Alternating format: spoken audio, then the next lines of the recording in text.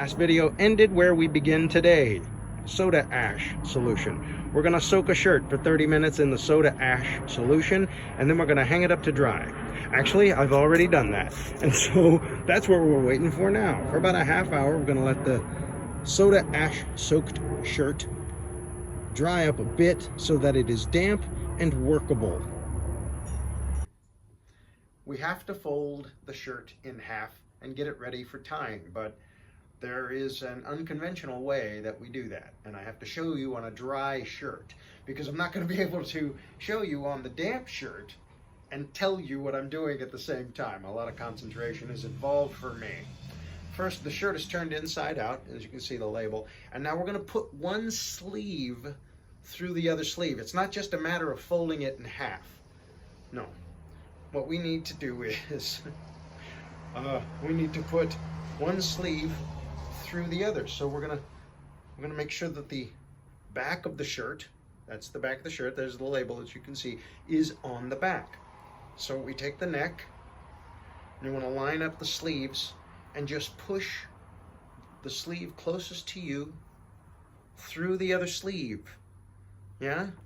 So that the sleeves are lined up and matched. Right? And then on down the shirt until you have the shirt folded in half. Now, it's going to be a lot neater, but I can't do that on a damp shirt and tell you at the same time. As you see, the sleeves are through each other. If you can see what's going on, yeah? So there are your two halves. This is the back of the shirt, as you can see, where the label is folded in half, and this is the front, with the front of the collar and the front of the shirt. It is unconventional, but it's the way that I was shown to do it, and that's the way I do it now.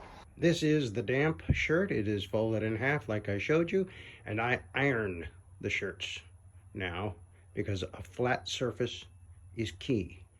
So the sleeves are marked out and ready to go.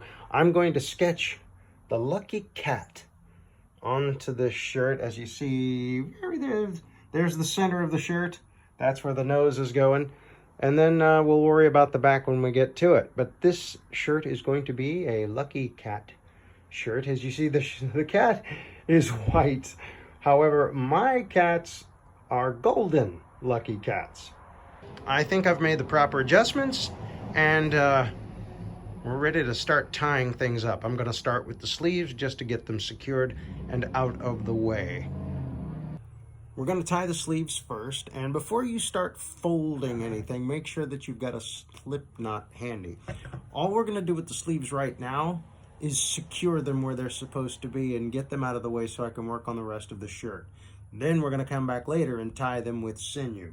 I have this regular twine, I have sinew, and I have triple braided fishing line, and all three are going to be used in this shirt. But right now, we're just going to make sure that you know what's going on with these sleeves.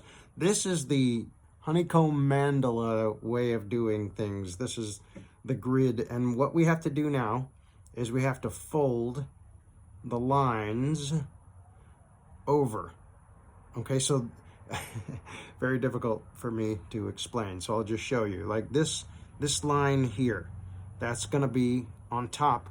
That one is supposed to be on the bottom, and we're gonna meet these two here so that those two lines will now be on top.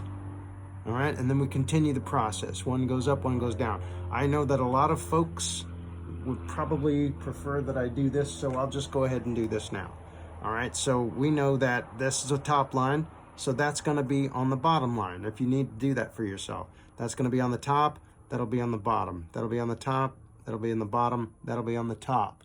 All right, and so all we're doing is making sure that these top lines all meet on the top. And you don't have to be afraid to get underneath there with a pinky, see? So we've got those two right there, and you've got all the time in the world right now. So you've got all these lines that need to be lined up. You've got your arc lines, and as long as these lines are straight and on top, you are golden. So there's another bottom, and we're going to come back over the top, right, and make sure that that line is nice and straight. And you've got these tools. I got tweezers, I got a cuticle pusher, and I use all my tools and make sure that I get underneath.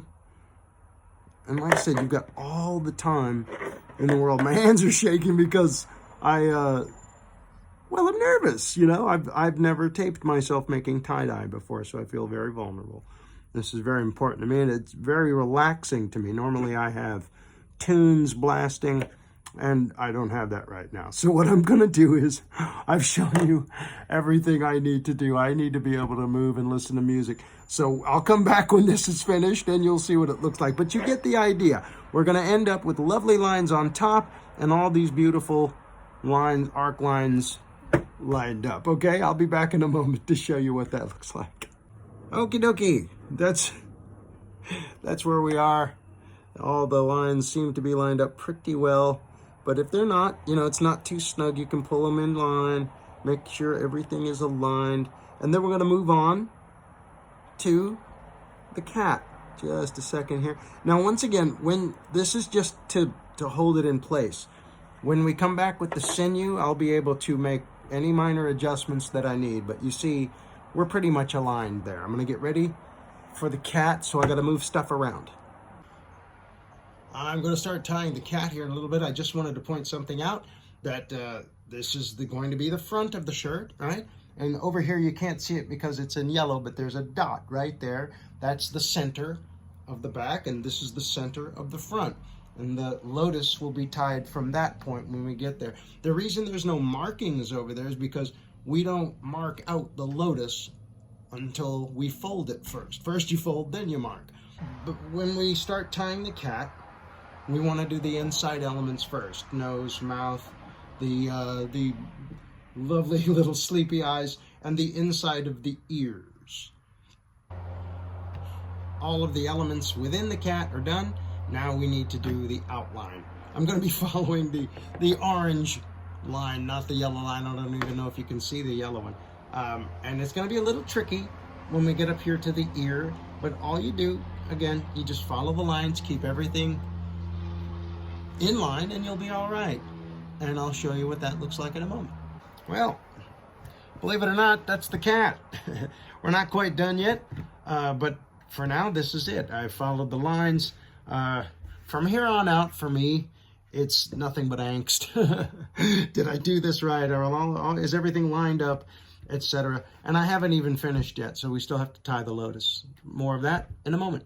This is the back of the shirt. There's a little yellow dot right here. That means that's the center.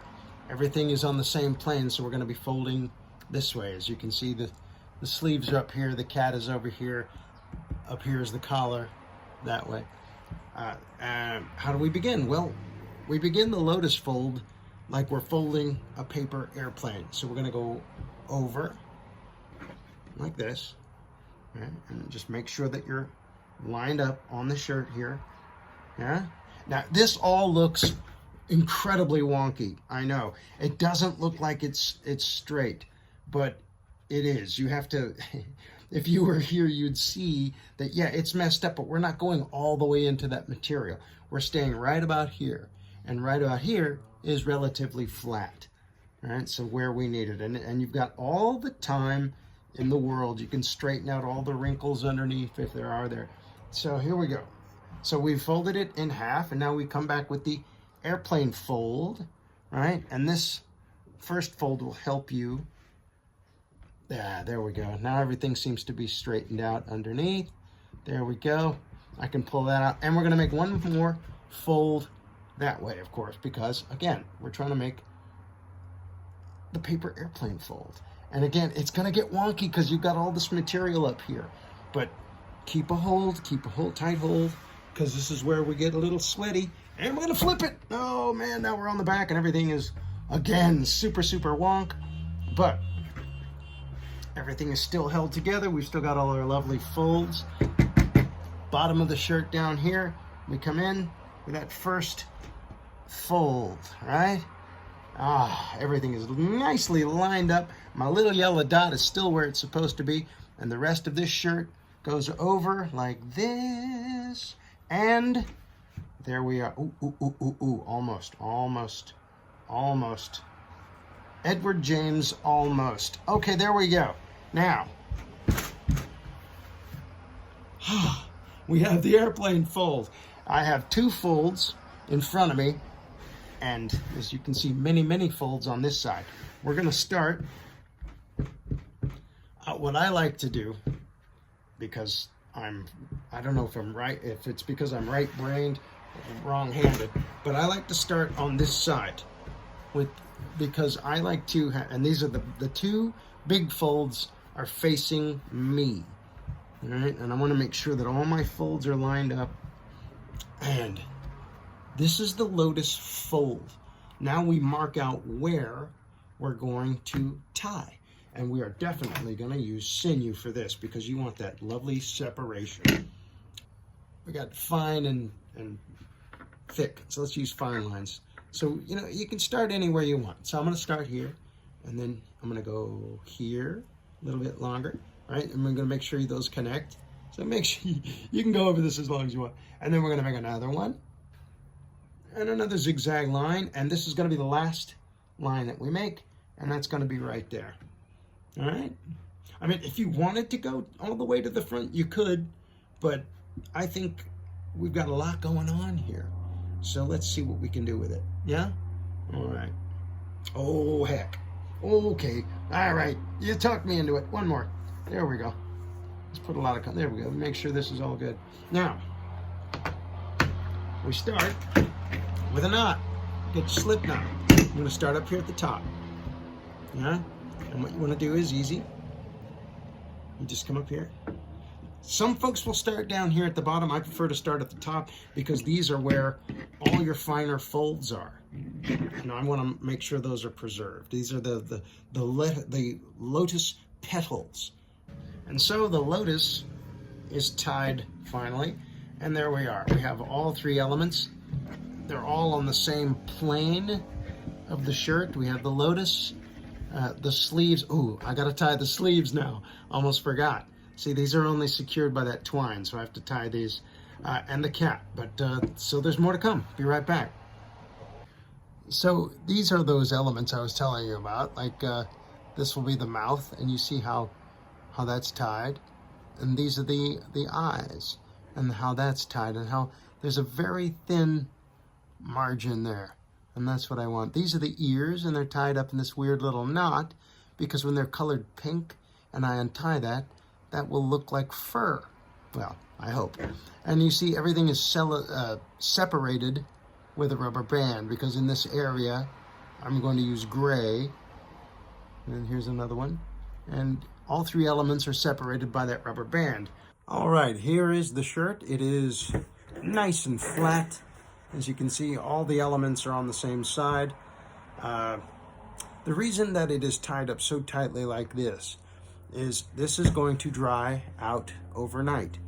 And in the morning, when we put the color on, that will help to draw the color in. This will be dried out like a sponge, and we'll be able to look and see on the bottom if the color is coming through. We'll know we have separation. Separation and saturation. There we go. So there are the 3 elements. You have your lotus on the back. We got the sleeves in a vectored style, and we've got the cat. I did the cat the same way. I tied it up rather tight so that we can see if the gold is coming through, and you can see where we got the rubber bands. That's going to be the border between each element, and then we're going to do something cool and funky with the rest of the shirt.